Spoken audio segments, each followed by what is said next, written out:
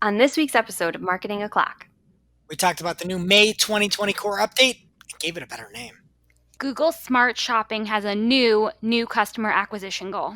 corn and callus care is trending, but we find out what Greg's been watching online. We do a deep dive into Shep's remote and how it caused a comforter catastrophe. And Jess celebrates being halfway to Halloween with some spooky promotional emails. All on today's show. Marketing O'Clock is your weekly dose of digital marketing news, a proud part of the Search Engine Journal Podcast Network. We record every week from the Cypress North Studios, located in beautiful Buffalo, New York. Tune in to our critically acclaimed Famous Friday news show for insights, updates, rants, and much more as we cover the full gamut of digital marketing for you. If you want to follow along, just check out our show notes or head over to marketingoclock.com for all of the links from today's articles. And please subscribe so you don't miss a single episode. Hey there, I'm Greg Finn, I'm Christine Zernheld. aka Shep. And I'm Jess Budd. And it is officially Marketing O'Clock. Here on May 8th, 2020. Remember, you can catch our Famous Friday news show each and every Friday morning. All your digital marketing news from the week. Powered by the digital marketing community. And if you want to join us in the conversation, we are at Marketing O'Clock everywhere. All right, everyone. I think we're like week 8 of this isolation. Still going strong with the show. Obviously, the audio is not where we'd like it to be if we were in our studios, but I kind of ask you the same question. How are you doing every week? The real question is, how are your significant others doing? How are they doing this week? Oh, well, mine had to help plan the Shooting the Heck game today. Ooh, that's exciting. On his lunch break. Yeah, so that was great. And Jess, how about you?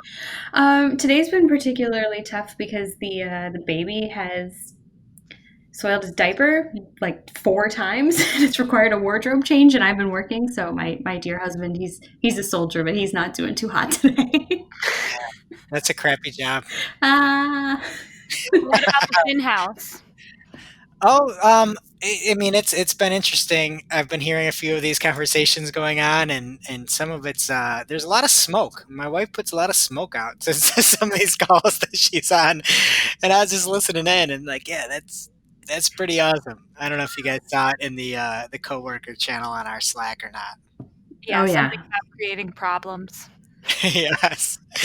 I don't know if I should be saying this, but I will. And I overheard her say, I think it might have been yesterday, and I'll omit the name. You're the one creating the problem, then complaining about the problem. I don't understand. How can I help this? You have like a new respect for her, or what? Yeah. Also, are you sure she wasn't saying that to your kids? Oh no, it was not to the kids. It was not to the kids. It was to a vendor, I believe. So okay, I like it. Yeah. Well, hey, we're all getting by. Who's our sponsor for the show this week, Jess? This week's episode of Marketing O'Clock is brought to you by Ahrefs. Whether you work for a big brand, run your own small business, or do freelance work, getting traffic to your website is always an issue. Ahrefs is an all-in-one SEO toolset that solves that problem. It gives you the tools you need to rank your website in Google and get tons of search traffic. Want to learn more? Check out their blog or YouTube channel for step-by-step SEO tutorials. And they have a 7-day trial for only $7. Head on over to ahrefs.com to sign up. That is ahrefs.com to sign up today. And today's show is also sponsored by Optio. Optio helps Google Ads managers automate time-consuming manual tasks so they can spend more time on high-level strategy and creative work. Optimize accounts, monitor performance, track budgets, and get alerts when important changes happen. And right now, our listeners can get a 6-week free trial of Optio. Go to optio.com/SEJ to get that 6-week trial. That is OPTEO/SEJ, as in Southerners for Economic Justice. I Googled what does SEJ mean, and that's what it is. And if you do that, use that link, optio.com/SEJ. You get 6 weeks, and it is better than the 30 days you'd get if you didn't. So big thank you to our sponsors this week. And we're going to dive into some features a little bit later that can help you out in the show. And our main news this week comes by way of a tweet from Danny Sullivan on his @SearchLiaison Twitter handle. And the tweet reads, later today, we are releasing a broad core algorithm update as we do several times per year. It is called the May 2020 core update, period. Our guidance about such updates remains as we've covered before. Please see this blog post for more about that. And there's a link, you can check it out in the show notes. I'm just And this, picturing him like typing that out and then waiting to hit tweet and like for the chaos to ensue. there's a lot of chaos. I feel bad. He gets a lot of slack, especially whenever there's any of those feature snippets that are wrong. There's a lot, if you ever like actually track the replies he gets, there's a lot of K-poppers out there that What? really take umbrage with the results. Yeah, Cake pop? I'm telling you. Yeah, K-pop. What's K-pop? I Why? thought you said cake pop. Those are not the people you want to mess with. Like they'll tear you apart. Oh, he knows. By now, he for sure knows. What's their beef with him? Well, a lot of times, like they'll get some of the singers wrong in the snippets, and people really take offense. There's a lot of pride with the K-pop bands out there. Oh my God, we need to protect Danny Sullivan. I know.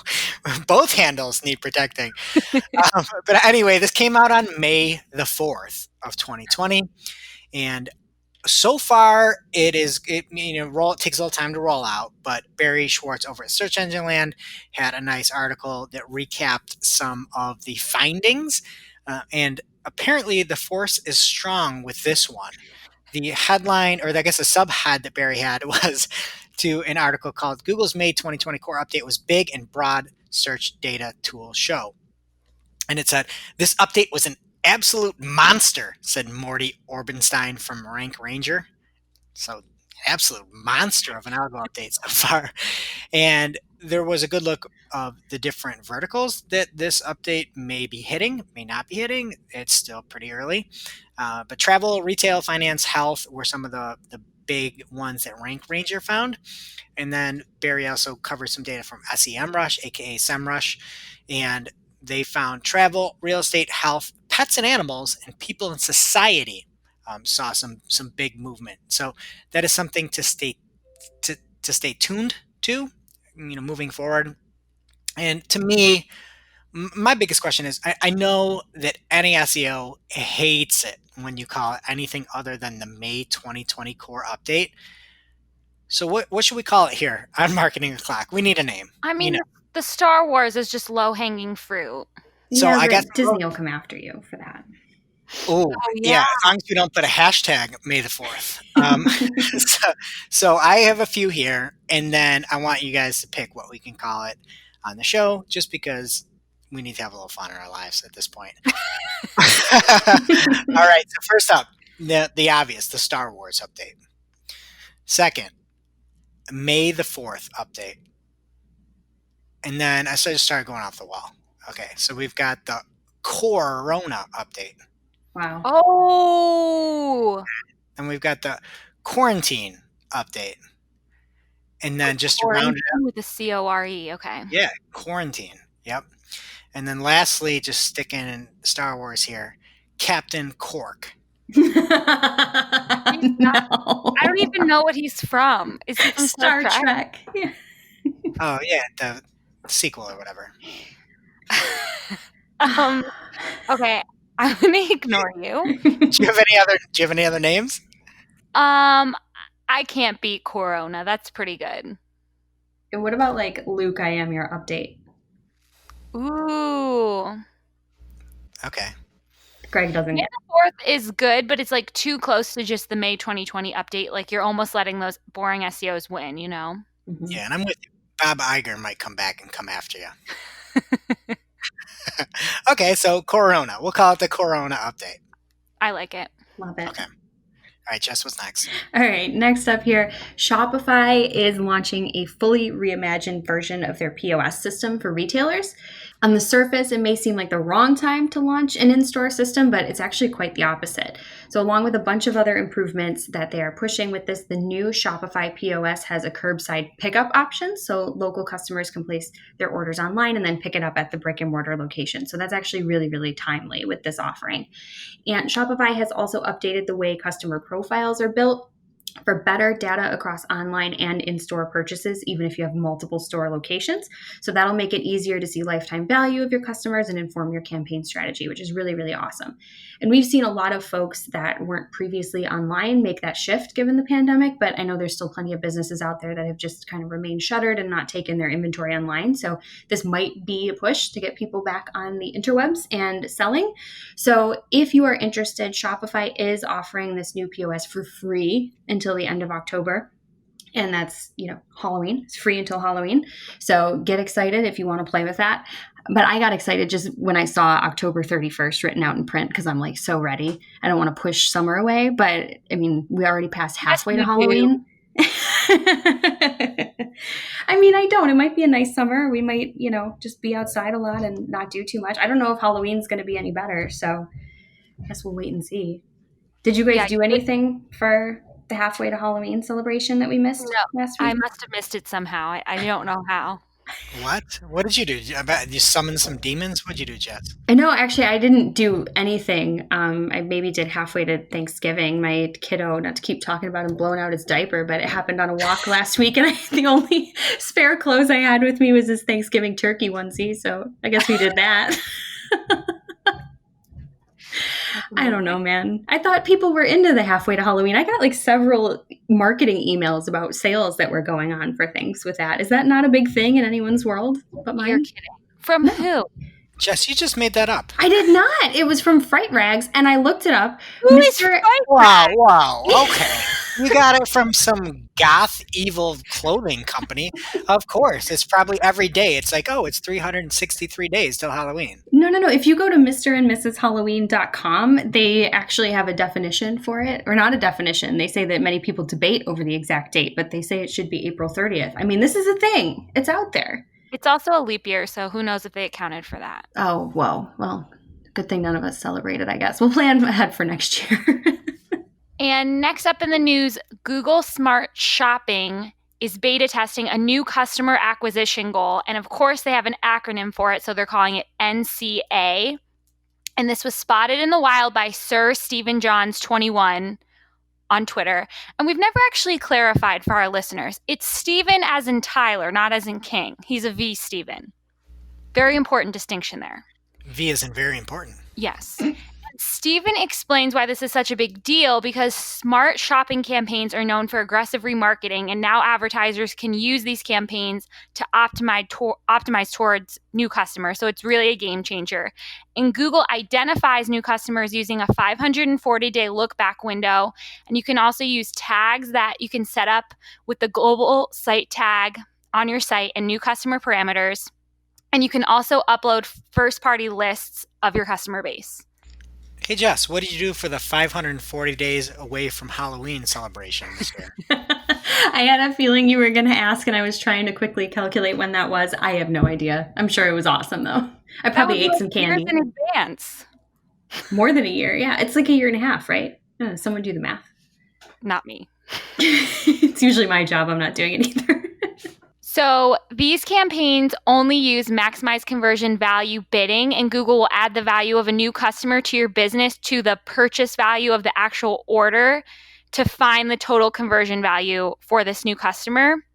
And as with anything, Stephen reports, this is a beta feature right now. So if you want in, you can contact your Google rep. So thank you, Stephen, for the new feature. All right, next up is another tweet from Danny Sullivan on his @Search Liaison handle. And Danny said that Google search has never seen as many searches for a single topic continue over a sustained period as is happening now with COVID-19. I might argue with that. This is me chiming in. Aren't people also looking for coronavirus spelled incorrectly, COVID non-19? I guess it still is a single topic. Yeah, it's still a topic. Okay. Well, anyway, I digress. Danny goes on to say, many searches are for news about what is happening in local areas, such as sheltering updates or the latest on testing. Last month, we made a change to help local content surface better within our top stories box. In addition, we added local news to a box to show local news content in response to coronavirus-related searches. Beyond local news, we also made a change where both AMP and non-AMP stories will appear in top stories for searches that are coronavirus related. Sorry, go ahead. I want to fact check Danny because I am pretty sure that more people were searching for the CCPA. Yeah, I mean, I couldn't get away from it. Every single Thanksgiving, people were talking about the CCPA. Couldn't get away from that. Big topic. It was a hot topic. Well, anyway, Danny went on to finish and say, AMP remains necessary to be considered for other topics. Okay, so he is talking very specifically about the top stories box that shows up. And I think that many publishers are likely amped up about this, as I think AMP really can stink if it's not done properly. And many local news sources and TV stations and things like that just may not have the capabilities to cover or like to actually implement AMP. So I wish this was never a requirement. I hope it rolls out to everything other than just coronavirus and COVID-19 related terms. We've worked with publishers in the past, and as much ranking boost as you get for AMP things, and obviously for some of the top stories and publishers and news publishers specifically, there's value there. But having a great mobile site is also nice. And you can make way better experiences on non-AMP stuff than you can with AMP, in my professional opinion. I'm not optimistic about it though, because Danny made a point to say that in the thread that it only applies to COVID-19 related news. I know. Honestly, whenever I get to an AMP story, I'm disappointed. I don't like it. I don't like the experience. I don't like how basic everything is. Like we made on Cypress North, our agency that we work at, we have our blog posts and everything. We have those AMP. But for people actually coming and visiting us, we don't want to have an AMP experience because you can't make it look good. And we're a design company, and we need people to experience a good website. That's a great example. Oh, get out of here. Well, anyway, so if you are covering COVID-19 news and you're local, or in general, if it's COVID-19, you will see more non-AMP stuff show up in the top stories box. Jess, what's next? All right, next, Google has launched a new initiative that they're calling Web Vitals, and that seeks to provide unified guidance for quality signals that we believe are essential to delivering a great user experience on the web. That last part's Google's words there. Web Vitals, isn't that concert that got postponed that you were going to go to for that band? Just because it sounds like metal, Shep. I feel attacked. Yeah, I thought they were going to Warped Tour next year. I think Warped Tour is over, right? It's not a thing anymore. No idea. Jess, question. Yeah. Have you been listening to more metal or less metal in isolation? Actually less, because I usually listen to it in the car to go wild while I'm driving, but I'm home and there's other people within earshot, so I try to keep it to CCR and things like that. Who's car? Someone just had a monster truck drive by them. Was that you, Jess? Did you hear that? That was absolutely, there's this truck that drives by every day and it's so loud. I think it smashed through a bedroom at your house. He's not a CCR fan, what can I say? Anyway, with this announcement, they go on to note that there's a lot of context-specific aspects for the user experience, but there are a set of core web vitals, again, to use that word, that are critical regardless of where users are on the web. So there's a lot of technical information in here, which is great for reading, but it's a podcast and I don't want to lose anyone. So to put it plainly, the critical aspects are loading, interactivity, and visual stability. I thought site speed didn't matter, Jess. Depends who you ask. According to this, it's vital. So to help webmasters determine how their sites perform in these categories, Google is working on a bunch of new tools as well as updating some existing ones to offer visibility into these essential metrics. So you can check the link in the show notes for a list of all the tools and also for a nice little graphic they made which outlines what constitutes good, needs improvement, and poor in all those categories. So check it out for more information. Now it's time for this week's Take of the Week. This is a #fire digital marketing take with extra spice served up for you. We simply deliver the take for your consumption. We give no opinions. We don't influence. You make the call. And this week's Take of the Week comes from Alyssa Altman at Alyssa_Altman on Twitter. And Alyssa writes, Google, We are here for you during this time! ! Also, at Google Ads. We can't review any ads or questions for disapprovals because we don't care. I love that Alyssa gave the hard @ symbol Google Ads, just tagged them and dragged them. I love it too, and this just sounds like something I would write because I'm always like telling people that they don't care about me. Yeah, she has some fire tweets, especially on the Google Partner stuff. Great follow at Alyssa Altman, and a great take. A great take. I hate the fact that it's like, oh yeah, we're here, we're here, we're here, we're here, we're here. Oh no, we're not going to look at anything or help. And now it's time for this week's ICYMI. This is something you just might not have seen. Maybe something that you overlooked. But you shouldn't have. And this week's ICYMI comes from John Mueller. Google's John Mueller over at John MU on Twitter. And that is JOHN Shop for you counting. John like John Travolta. Like most Johns. And John says, PSA, removing the HTTP : version of your site will remove all variations. HTTP, HTTPS, www, non-www. Don't use the removal tools for canonicalization. And removing the H from John, though, does not remove all variations. There is a version without an H. That's a good point. Yeah, that will just turn him to a Jonathan. And he took the opposite approach of Alyssa. He did not at LinkedIn. He just subtweeted them. Yes, and that is the background here because when we came into work on Wednesday, I believe, LinkedIn was removed from the index, and apparently they'd removed themselves. So John just put this out here with no context, but everybody knew exactly what he was talking about. Yeah. And since then, LinkedIn is back into the index with their www and every other version out there. No offense, but I just didn't miss them. Neither of you are big LinkedIners, are you? No, neither are you. No, I hate it. It's too much. It's just if it was people talking about work and stuff, it'd be great. But everybody's out there and everybody's just trying to Crush it. crush it, and in their engagement. And it's like, oh, what's the best book you've read twice in a year? What's your favorite tip for so everything's like, oh, I'm gonna boost my engagement. It's it's so fake. You see through it all. I don't know. The thing about this whole madness, though, is that when I do need to get to LinkedIn, I absolutely Google it. So not being able to find them in search could be a problem. You and what army? I'm never going. Just saying. It's not like I have it bookmarked. Now it's time for this week's lightning round. Pew, pew. At this point in the show, we split up our content into 3 parts: paid, organic, and social. This week's paid lightning round is brought to you by Optio. Optio makes managing Google accounts simple and efficient. It automates time-consuming manual tasks so you can spend more time on strategic or creative work or buying up candles and finding puzzles at your local market.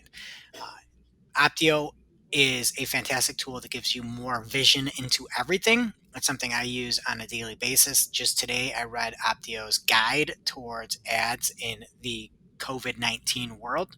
It was really helpful. Yesterday, I was looking at an RLSA campaign that spent 3x for a certain client. The nice thing is they give you bite-sized, digestible emails that you can consume, hop in, and understand what exactly is happening. Jess, how do you use Optio?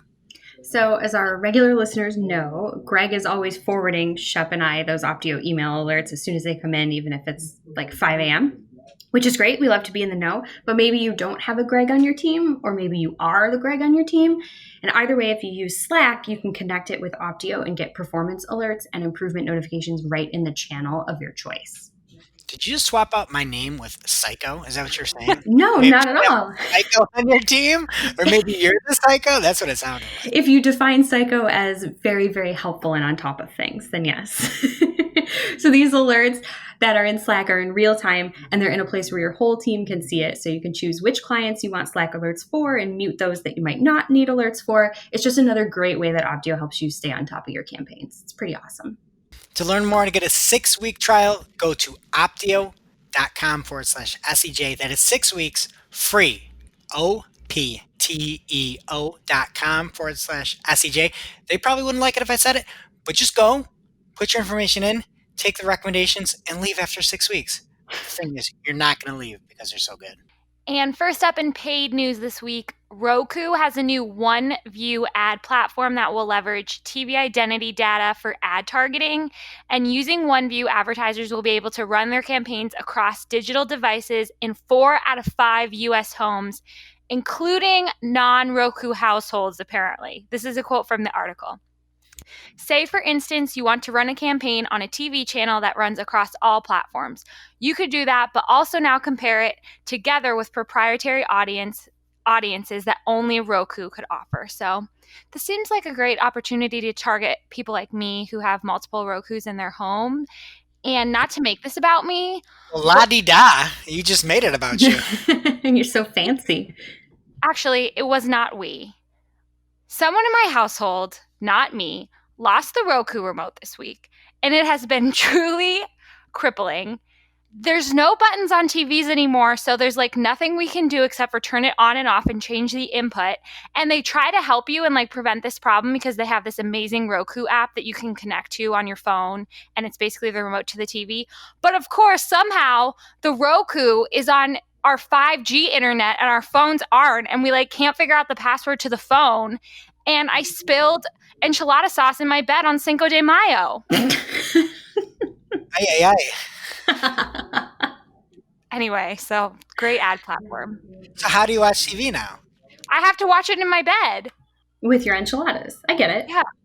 And I spill them all over my white comforter. It's really hard over here. So I digress. Our next story. People have been paying close attention to see how Amazon's ad revenue would net out, considering there has been a huge surge in e-commerce purchases. But retailers also haven't been able to meet demand because Amazon was forced to cut back on fulfillment of non-essential products. Cough, cough, puzzles apparently are not essential. So you guys can stop worrying about it because I have some answers. For Q1, search advertising grew by 25%, but then it slowed to 6% the final week of March. So it's still up year over year, but not looking as successful as they were Q1. Do you think Amazon is going to refund the Prime membership costs? I really, really doubt it. Do you think they will? I mean, you bought Prime under the guise that anything that was Prime you would get in like 2 days, and now things just take like 2 weeks. What is there talk of this, or are you just like a one-man campaign? Let's just start it here. Let's get it going. I support this. Absolutely. I want my money back. It took me like 3 weeks to get diapers. Oh, that does make me want to support it, but like also I've been watching all the Amazon Prime originals this whole time for free. That's part of why I pay for it. That's just because your Roku doesn't work. No, you need the Roku to work to watch Amazon Prime anyway. It's a tragedy. Oh. What am I saying? Yeah, they should definitely refund it. I want my money back. And I have some big cookie news next. The European Data Protection Board, acronym EDPB, it's easier to just say the full thing, published new guidelines that say you can't make access to your website content dependent on a visitor agreeing to your cookie policy in the EU. Is EDPB like easily digestible peanut butter? Peanut butter cookies? That would make sense. Did I do No, it? it sounds like a type of music, that the young whippersnappers like. There's just no words, no sound. It's just vibrations. The kind of music that Jess listens to. Yeah, it's Vital Organs or whatever that band is that you tried to pretend I listened to. Yeah. Well, I was going to say that this whole announcement was really confusing to me because you would think that in the EU they would call them biscuit guidelines. Wow. So these updated guidelines also have people talking about scrolling consent because it states that scrolling on a website can never, ever, ever in any way be interpreted as consent to take someone's data. That was a little bit embellishment by me, but you get the point. And this week's Organic Lightning Round is brought to you by Ahrefs. Ahrefs is a phenomenal tool, and much like Opteo, it keeps you alerted. I can't tell you how many times I use the Ahrefs digest that is emailed to me, just like I do with Opteo. this week I was sending over, one of our clients said, I have a problem all the time getting backlinks. I'm like, you are the best. I am in envy over what Ahrefs is telling me about your site. I sent them their April backlink report and then everything that's happened in May. And we had a nice discussion and Ahrefs really helped to solidify things. Shep, how do you use Ahrefs? So we've been talking about Ahrefs on the show every week, and I cannot believe that we haven't talked about their rank tracker feature yet because it's awesome. This tool allows you to monitor your rankings over time and chart your performance against your competitors. But this is for those super competitive folks because Rank Tracker will actually send you scheduled performance reports straight to your inbox, which is Greg's favorite place to get performance reports. All you have to do is add a list of keywords, add the countries you want to track results for, and tell Ahrefs your competitors' URLs, and they will start tracking data and will send you regular updates so you can see how your content is performing. And they have a 7-day trial for only $7. Check it out for yourself. Head on over to ahrefs.com. That is ahrefs.com to sign up today. What is happening in organic? We've got lots of news, Shep. And first up, we have a new podcast manager from Google. And similar to Spotify's podcast analytics that came out last year, Podcast Manager will give you insight and information into your podcasts. One of the cool things that they'll do is break it down by phone, tablet, desktop, smart speaker, and other. So you can see exactly how people are consuming them and knowing that there could be a lot of smart speaker usage as well, especially for shorter podcasts. I think that is very helpful. Some podcast people might not want to know right now, though. Listens are down. They're down. I think we're down like 10% overall, but still, going strong. So the one thing I really wanted to look at was to see the usage of if they could break it down by how did people find you in the search results pages, because that's one thing we've reported on in the past, that podcasts are being pulled into the SERPs now. All right, so we are like all on the phone for people consuming us via Google Podcasts, but I think it's because we don't really write our titles for SEO. We write them for YOU. That's it. Our titles are fire, and Shep, you really outdid yourself on last week's. It's for the people. It is. You had a nice Mean Girls reference. This week's going to be good. I would rather have fun, have a good time, and have people that appreciate it listening to this than optimize for SEO. I mean, it's probably not a good business move, but I like it. It's a good marketing clock move. All right, next up, there's some new Google Map integration to Data Studio. You can now add maps to your report and let viewers see data in a whole new geographic dimension. And it's really cool if you actually look at it. You can add up to 2 metrics from your Google Maps, and you can use different bubble sizes to indicate scale, or you can use color. It's really cool. You could say, I want to see sessions from a certain country, and you can make the bubbles expand. And then you could say, I want to see revenue from countries as well. And you can make those bubbles change color. See, this is the difference between you and me. Like, it's nice that it's a map, but it's still just a chart, and it's boring to me. I actually agree with you on that. But the fact is, if you look at what we have in our show notes, so we could put it up on marketingclock.com to check it out. The funny thing is, you look in the US, it's just like everything is one dot when you have it at a country level. And their example kind of sucks.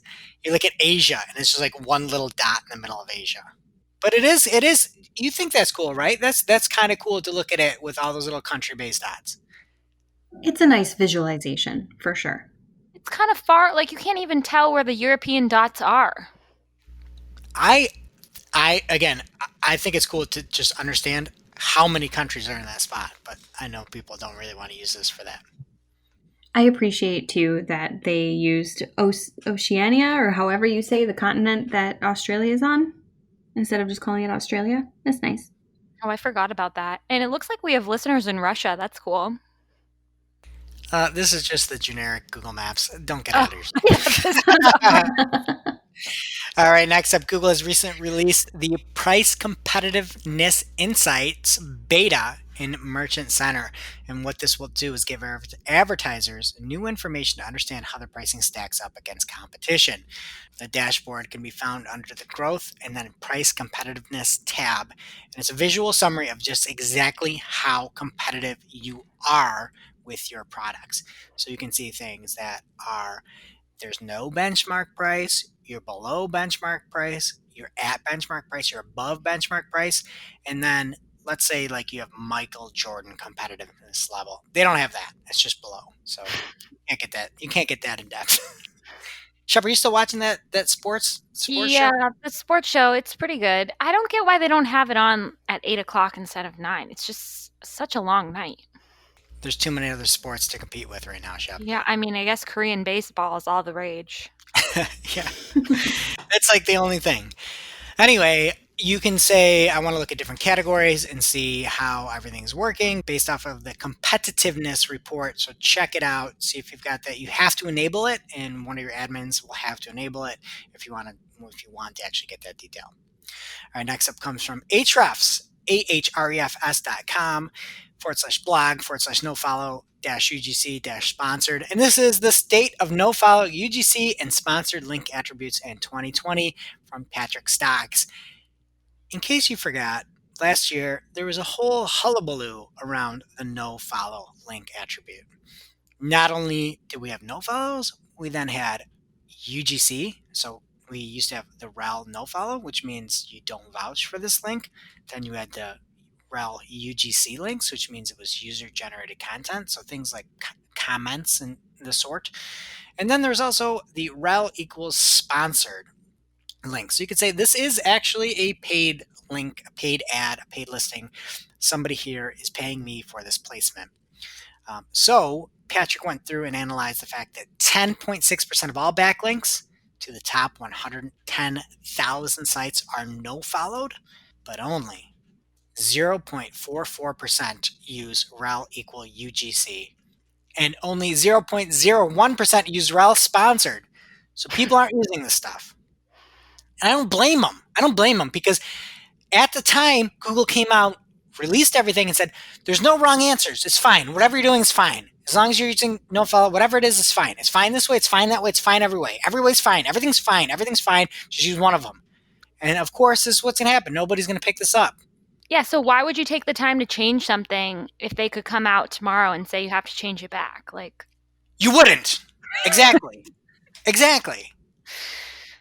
And again, my stance is if Google came out with something like rel equals sponsored or rel equals UGC, moving ahead, if you're building something new and you can put that into your comment section, you should do that. More levels of granularity make sense. I understand that in 2019, everything's fine. Everything's fine. Everything's fine. Everything's fine. We heard that a million times. But what about 2025? Like, get there now. Use this stuff if you can, and if you know it's UGC or sponsored.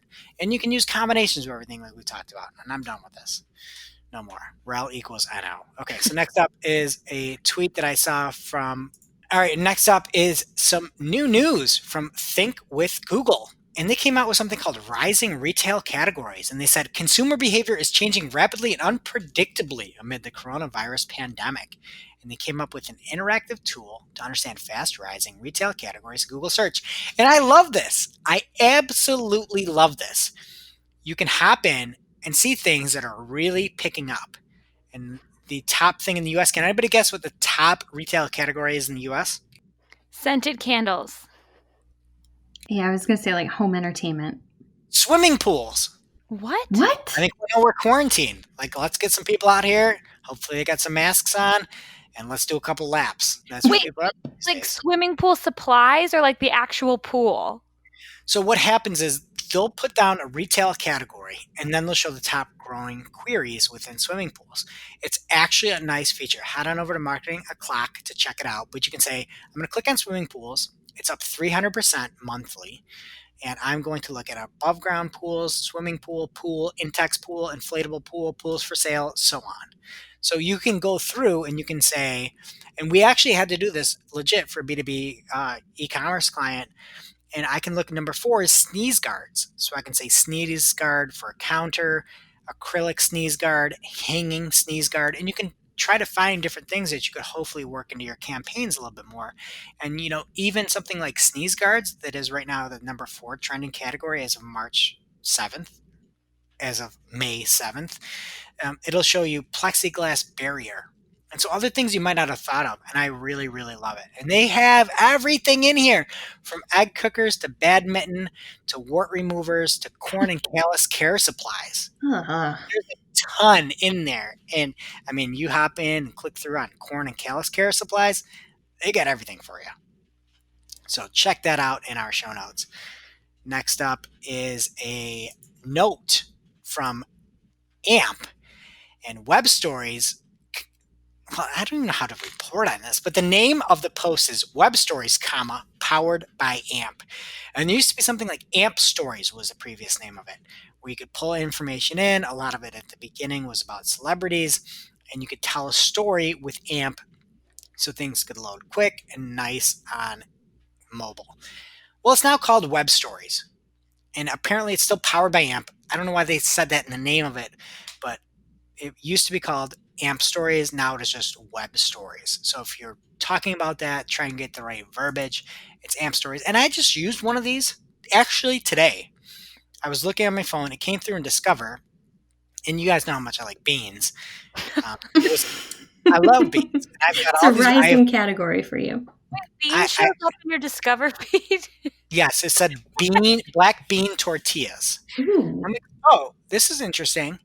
It's like a recipe. I didn't know that, but I just clicked on it, and it was a recipe about black bean tortillas. I'll try to find it and put it in the show notes.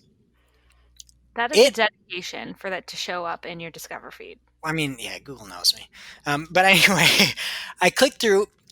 It was the worst web story I've ever seen. It was like the opposite of a tasty. It was just people throwing ingredients in. And if you want to know the ingredients, you had to swipe up and go visit the site. It was just, you would just see people make food without any information around it. It was terrible. But hopefully you can use now what's called web stories to tell a better tale than that. So make sure you show some text on the video if you're doing all this. Wow, that's even worse than those other recipe blogs. Yeah, you know what?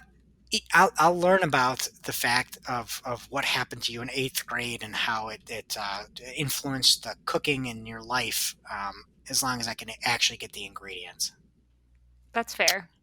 Anyway, next up is an article from Kirk Williams over at Zato Marketing, and he has found a way to track surfaces across Google, the free shopping ads clicks in Google Analytics.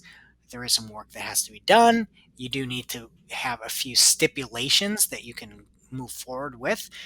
So you have to be able to not allow manual UTM parameter overriding in Google Analytics, and you can't use third-party tracking. But if so, he shows a way, and he makes a new UTM parameter with the source and medium Google surfaces, and he pens it as a link attribute. Again, you can see the entire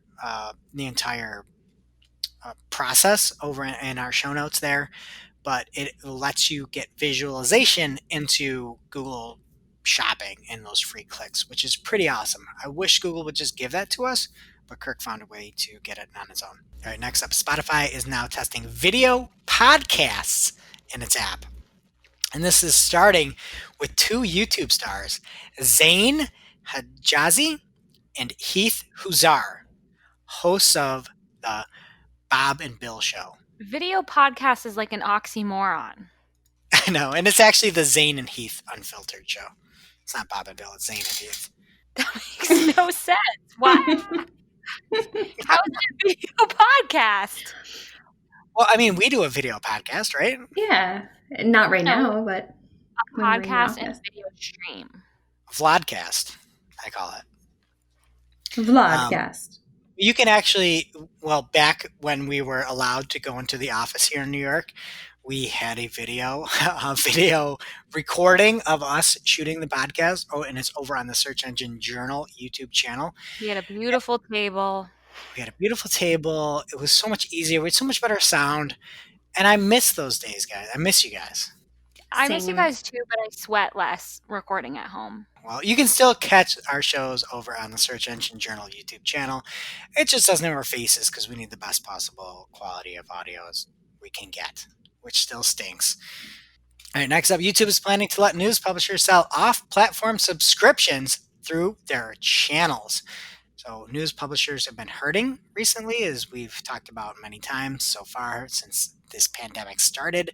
And they're looking at platforms like YouTube to help publishers make money. And there are some different items that have helped that Google has done before, where there's a rev share. Typically 55% goes to a publisher with some of the news subscriptions that Google's released. And YouTube's coming out with a way to help people sell more subscriptions. And I just don't like it. Sell subscriptions yourself. Figure it out. Get people to your site.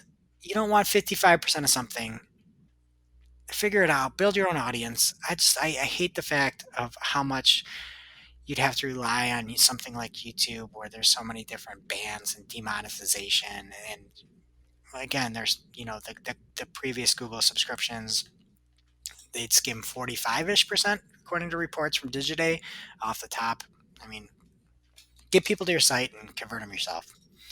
All right, and lastly here is an article from Roger Monti, aka Martini Buster, over at Search Engine Journal, and he says GoDaddy hosting breach undetected for 6 months. And GoDaddy had something that happened in 2019, a breach of their accounts. It was reported in April. As Roger said, it was not detected until then. GoDaddy did send out emails updating folks who had their credentials compromised. So if you want, check out. If you're a GoDaddy customer, check out and see if they sent you anything. And Roger's celebrating halfway to Halloween with this spooky graphic he has here. It's so good. It's like a Nick Cage, like Ghost Rider Spooky. graphic. It's got a nice Halloween purple in the background, though, right? Mm-hmm. It's perfect. Very seasonal. Thank you. All right, moving on to social. First up, we have a hot tip from BFF of the show, Glenn Gabe. That's at Glenn Gabe on Twitter with 2 N's while we're talking about how everyone spells their name. So he notes, and this is a quote from his tweet, Bing Pages update. They added Twitter recently as a source of updates that can be promoted for free. Just tested it, already showing up for related queries like, quote, articles de-indexed, end quote, but also showing up for broad queries like, quote, search engine optimization, end quote, and, quote, search engines, end quote, happy face. So he shared a screenshot of the SERPs if you want to see what this looks like. It indeed showed his tweet and a little powered by Bing Pages note underneath. Looks great. It's a new feature and it works. Love to see it. And Pinterest users will love to see more shoppable pins. At least that's the hope with the new partnership between Pinterest and Shopify. Big week for Shopify here in the news. The 2 companies announced this week that a new app will allow Shopify merchants to upload their catalogs directly into Pinterest and create shoppable pins, as well as set up shop profile tabs for free. Merchants will also be able to buy ads from within this app, so it's a one-stop shop. That is so smart. Right? This is like, you know how the kids say, like, I ship this? I ship this. Wait, they ship it? Is that like the Kmart commercial? Like, I ship the bed. No, it's like, I ship them. Like, I support their relationship. I think it's a good idea. What does that mean? Everyone's saying it, like relationship. Yeah. Jess, I feel like you've aged so much. That's the point you started. You don't have your pulse on the youth anymore. I mean, I never did. It's definitely worse now that I don't interact with anyone except the extreme youth of a 7-month-old and my husband, who's not shipping anybody. We've never heard that term in this house. Is that really a thing? Yeah, I ship it. Okay, well, I ship something new from TikTok then. They're testing a new ad format that partners marketers with influencers on the platform and offers revenue sharing with those that participate. So it's just a test right now. There's not a lot of details out there. Not everyone has access either. But one thing that they really seem to be focusing on in the coverage of this is that the ads will have CTA buttons. And I know we just said that my pulse is not on the youth and call me old school, but like, yeah, an ad should have CTA buttons. Kids today in their influencer marketing, I don't get it. A hot take. Next up, a tweet from @Matt Navarra. LinkedIn, his tweet is actually really funny, so check the link in the show notes. But long story short, LinkedIn is giving users the option to restrict the information shared about them when they view a story, like your name, your title, your photo, and all that jazz. But A, no one is viewing stories on LinkedIn, to my knowledge. And two, I beg to differ. Really? Those LinkedIn nerds, you can't even imagine. They're all about what business meme people are dropping on those stories. okay, well, I guess it is, but even so say they are. Is this really the social network of all social networks where you want to creep in the shadows? Like, this doesn't seem like the place where we need this. This seems more like something Instagram should have. No? To hide your identity viewing a story? Well, Jess, you got to think people might be doing recon. You know, you might be like, oh, what is my competitor up to? What kind of business memes do they have that I don't have? You know, I need to get that deep intel, and I don't want them knowing that I know their memes. I have never seen a business meme on LinkedIn. Well, maybe you're not looking at the stories. Are you kidding me? I only see them on Twitter. We'll do a Slack call, and I'll go into my LinkedIn, and it's going to be nothing but business memes. Okay. On a more serious note, Facebook is expanding their Community Help Hub, which you may recall was the platform's way for people to request and respond to assistance with like food, supplies, and other resources during COVID. So the new expansion includes ways for users to support local businesses, donate to food banks, raise awareness for nonprofits, and find job opportunities in their area, which is really nice. So this is all live now, and if you want to access the Help Hub, you just go to facebook.com/COVID support to look at that. And sticking with Facebook here, if you run a Facebook group and you're looking for ways to better manage and engage with your online community, Facebook is offering a series of educational sessions for you over the coming months. So the link is in the show notes if you want to look at what the sessions are about and the schedule. Shep, are you an admin of any of your Facebook groups that you belong to? No, never. Do you think that any of your true crime or Swiftie folks are going to attend these seminars? Is this something that you feel is needed? I don't use Facebook groups, so I don't know. No, I don't think this is needed. Okay. Well, then that ship has sailed. Am I doing it right? No, you're not doing it right at all. You're doing it wrong, Jess. Way wrong. All right. Well, then the ship is sinking. Okay. Next, Twitter is testing the option to revise a tweet, but before you get excited, it's not an edit button. They're just running a limited experiment that flags tweets that have harmful language, but they're prompting users to revise it before it's even published. So I don't know. I mean, that sounds like a nice thing to have, but we just want an edit button. We just want to be able to edit tweets. They should hook up with Grammarly and get that little emoji thought like on those emails. Does anybody use Grammarly to see that? Yeah. Yeah, like the weekly where it tells you how your tone is. Yeah, it's nice. You either see like smiley face or you get the business suit. It's nice. I love it. Twitter should just have just a troll icon for everything. Or like the thing on The Sims where your mood changes and it turns red. So like as your tweet gets nastier and nastier as you write it, it just turns red. Now you're thinking. Yep. And next up, I just inserted a new story, a new feature from Andrea Cruz 92 on Twitter.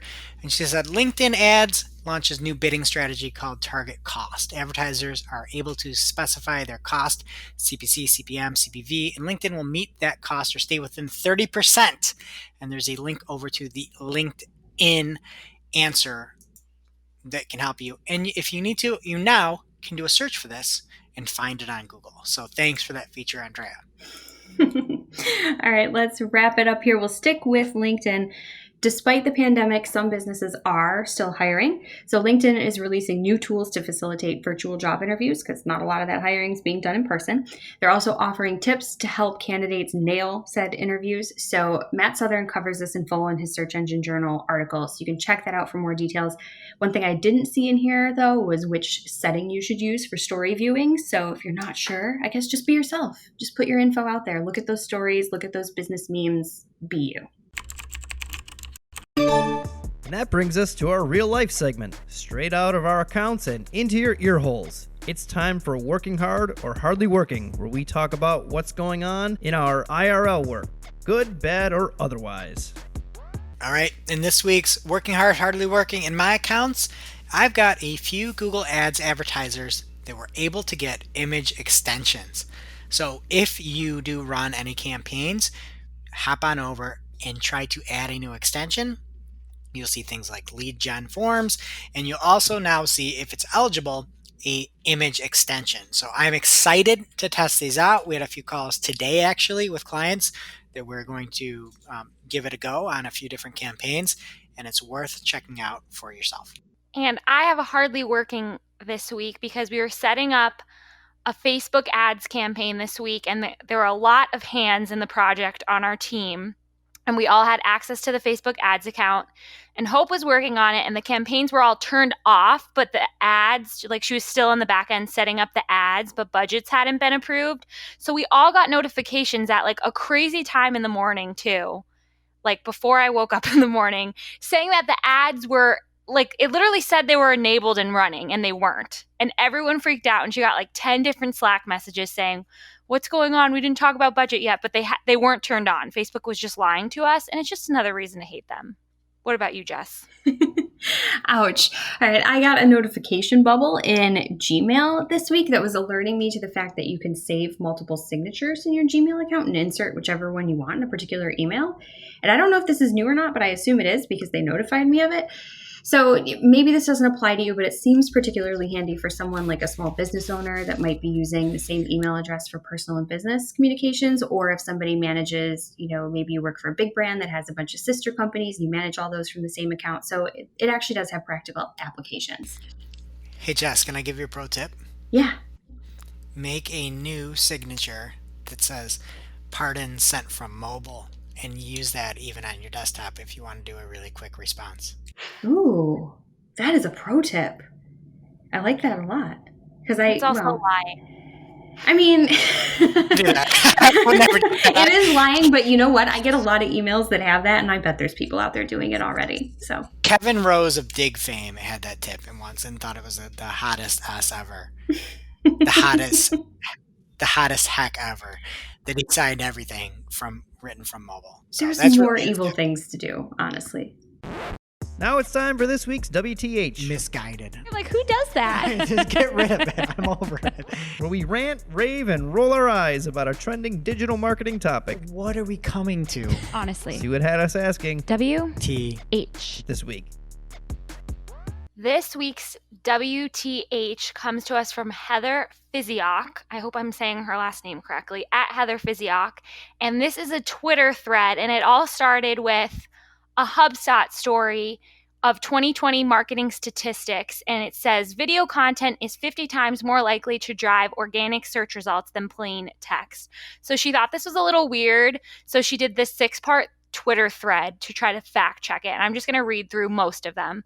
So she says, HubSpot credited Omnicore at Omnicore Agency, which published the stat here, and she posts a link to the article, as a 2020 statistic, which then sourced Brainshark, which then led her to a Brainshark article from 2013, which then credited Forrester for the fishy statistic. But Forrester's URL from 2009 no longer exists. So this is this 2020 guide with information from 2009 that no longer even exists out there. And this is why I just hate when people say facts like that. Like, this is this percent more likely to work all the time. Like, just relax. It's never going to be true all the time. I guess I just hate facts. They're never really facts. I'm with you though, because I think a lot of times stats like that halt creativity and halt ideas from happening, because you hear something and you're like, oh, well, this doesn't work. This can't work. I'm not going to take the odds on this. When in reality, if you think something's going to work, give it a test. Why wouldn't you test it? Make your own stats. Yeah. And the guidelines for everything with SEO are always changing anyway. So just give it a try and see what works. And then tell us what does. Yeah, so we have all the info. All right, and that brings us to our grab bag, our segments, where we have just things that have happened this week. All right, and first up is show notes. We talked about it before, the fact that SMX Advanced has been canceled, but there is now SMX Next. It is a virtual event for tech-driven search marketing happening Tuesday, June 23rd, and Wednesday, June 24th. Best part is it's free. So you can head on over to our show notes. It's a virtual training experience.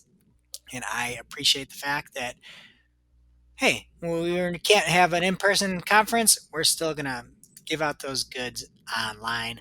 And obviously, we talk about it a bunch. There is the e-summit over on Search Engine Journal. So head on over to searchenginejournal.com/SEJ-eSummit. That is June 2nd. So we've got plenty of stuff. And then the PSAC 20. The PSAC 20 is happening next week. There were some issues. If you had any problems logging in, they're now fixed. So head on over to marketingoclock.com if you want the link to the PSAC. And then lastly, there was a quick post on Marketing Land from Chris Elwell, and it was called Soapbox. Enjoy the attention glut while it lasts. And Chris runs the everything over at Third Door Media now, and he had mentioned that many people are seeing great success with some of these virtual shows, and even the Martech. The Discover Martech event that they had was 5x more attendees than before. And he also ended it saying, it won't last, even if changes in the workplace that enable more to be done virtually.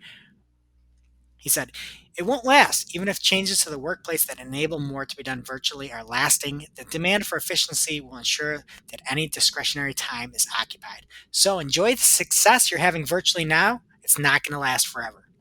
So if you started running events and you were all pumped about it, it's not going to last, according to Chris. All right. And next up, going viral. And there's a new challenge going around on TikTok. And if you want to go viral, you may want to consider the hashtag Pee Your Pants Challenge. Are you kidding? There's 3.9 million views as of Monday on TikTok for people that are just peeing their pants. So if you really want to go viral, don't miss the hashtag Pee Your Pants Challenge over on TikTok. And lastly, Friends of the Pod segment. The PPC Hero Top 50 Most Influential PPC Experts of 2020 have been announced, and we've got many friends of the show. We've got Sir Stephen Johns, at Stephen Johns21 on Twitter. 21 got another one. Andrea Cruz on Twitter, at Andrea Cruz92.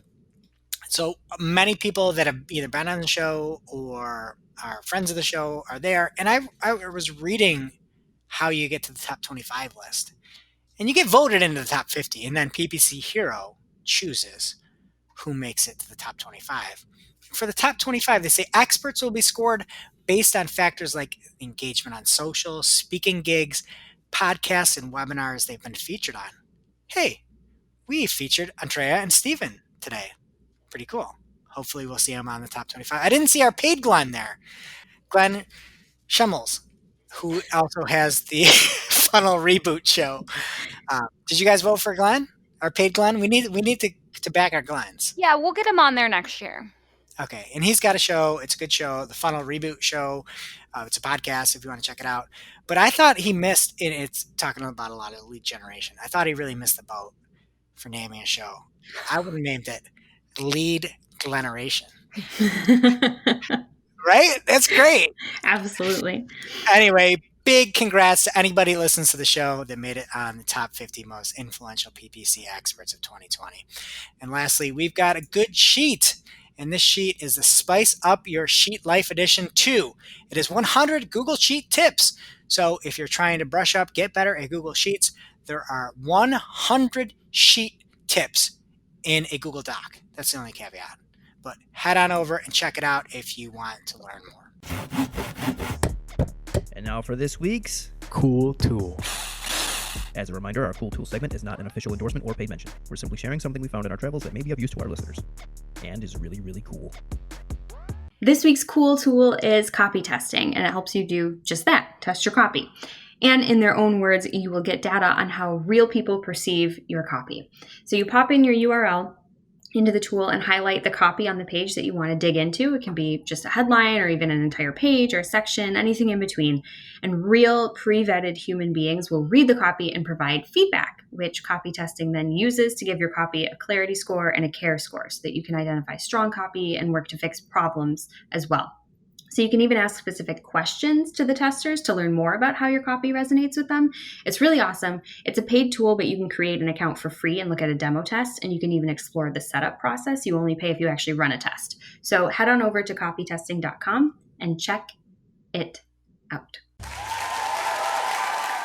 Now it's time for our must-read marketing article of the week. An article so advanced, so in-depth, so detailed that we simply cannot cover it in its entirety on today's show. And this week's must-read marketing article of the week comes from Colin Slattery over at Tycoon Digital. And he has a step-by-step Google Ads tutorial to create your first campaign. And Colin does a bang-up job letting you know exactly what you'll need. He even breaks down how many hours each chapter is going to take to complete.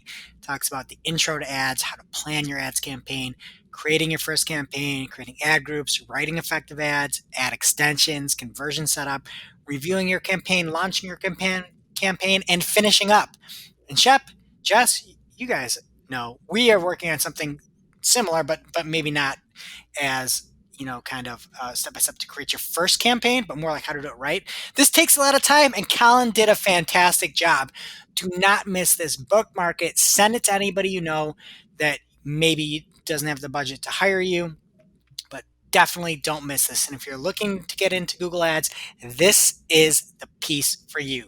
Thank you, Colin. All right, that does it for today's show. Thank you to our fantastic sponsors. We couldn't do it without you. It's Ahrefs and Optio. Don't miss them. Great tools. And if you're looking for another great podcast, don't miss this week's episode of the Search Engine Journal Show. This week it was Mary Davies, and she was talking about cringeworthy social media, what she's up to in the lockdown. I started listening to it. It was very entertaining, interesting, informative, but then I had to get a lot of stuff done and just started listening to more metal. And I started listening to Motley Crue. Motley Crue? Wow. Pretty good band. Yeah, they're decent. I mean, did you feel motivated to get stuff done? I'm proud of you. Well, I had so many things to get done today that I just threw Shout at the Devil on and just got going because I had heard from one of our other bands we love, Steel Panther. There's a bunch of different playlists on Spotify, and I just got hooked to a bunch of just completely melting riffs, mind-melting riffs. I was checking that out. But I have that for tonight. I've got it saved. Mary Davies over on the Search Engine Journal Show. It is now officially not Marketing O'Clock. Remember, you can catch everything from this show on marketingoclock.com. And while you're there, please be sure to subscribe so you don't miss a single episode. And we will see you next week. Thanks for listening to Marketing O'Clock. If today's show was of value to you, please subscribe, leave a review, or share with a colleague. If you are looking for more information on today's topics, head over to marketingoclock.com for links to all the articles that we covered.